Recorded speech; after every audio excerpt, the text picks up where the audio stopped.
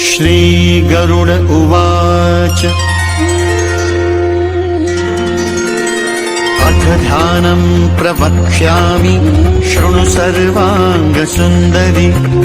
यत्कृतं देवदेवेन ध्यानं हनुमतः प्रियं पञ्चवक्त्रं महाभीमं त्रिपञ्चनयनैर्युतं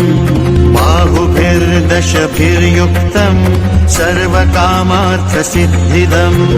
पूर्वं तु वानरं वक्त्रं कोटिसूर्यसमप्रभं दंष्ट्राकरालवदनं भ्रुकुटीकुटिलेक्षणम् अस्यैव दक्षिणं वक्त्रं नारसिंहं महाद्भुतम् अत्युग्रतेजो वपुषं भीषणं भयनाशनम् पश्चिमं गारुडं वक्त्रं वक्रतुण्डं महाबलं सर्वनागप्रशमनं विषभूतादिकृन्तनम्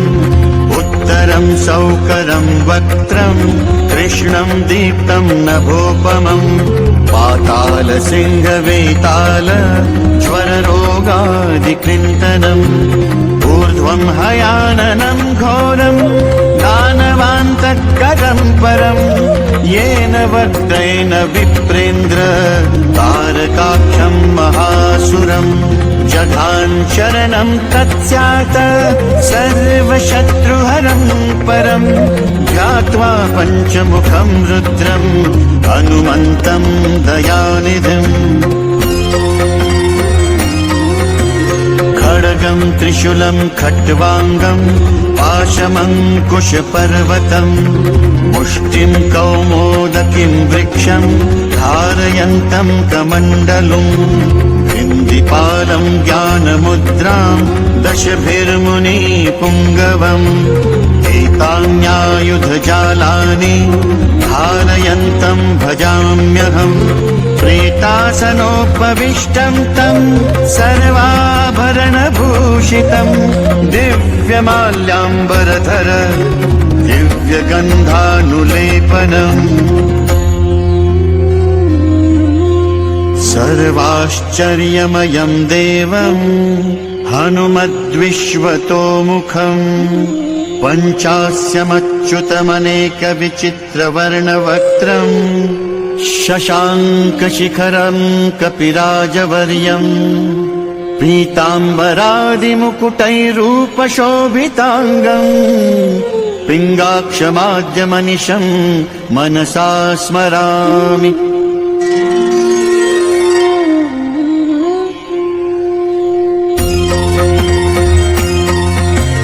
मर्कटेशं महोत्साहं सर्वशत्रुहरं परं शत्रुसंहारमां रक्ष श्रीमन्नापदमुद्धर ॐ हरिमर्कटमर्कटमन्त्रमिदं परिलिख्यति लिख्यति वामतले यदि नश्यति नश्यति शत्रुकुलं यदि मुञ्चति मुञ्चति वामलता इदं कवचं पठित्वा तु महाकवचं पठेन्नरः एकवारं जपेत् स्तोत्रं सर्वशत्रुनिवारणम् द्विवारं तु पठेन् नित्यं पुत्रपौत्रप्रवर्धनम् त्रिवारं च पठेन् नित्यं सर्वसम्पत्करं शुभम् चतुर्वारं पठेन् नित्यं सर्वरोगनिवारणम् पञ्चवारं पठेन् नित्यं सर्वलोकवशङ्करम् षड्वारं च पठेन् नित्यं सर्वदेववशङ्करम् सप्तवारं पठेन् नित्यं सर्वसौभाग्यदायकम् अष्टवारं पठेन् नित्यम् अष्टकामार्थसिद्धिदम् नववारं पठेन् नित्यं राजभोगमवाप्नुयात् दशवारं पठेन् नित्यं त्रैलोक्यज्ञानदर्शनम्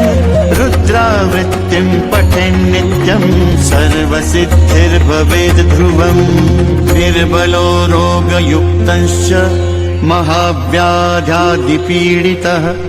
कवचस्मरणेनैव महाबलं वाप्नुयात् इति श्रीसुदर्शनसंहितायां श्रीरामचन्द्रसीता प्रोक्तम् श्रीपञ्चमुख हनुमत्कवचं सम्पूर्णम्। ॐ श्री हनुमतये नमः।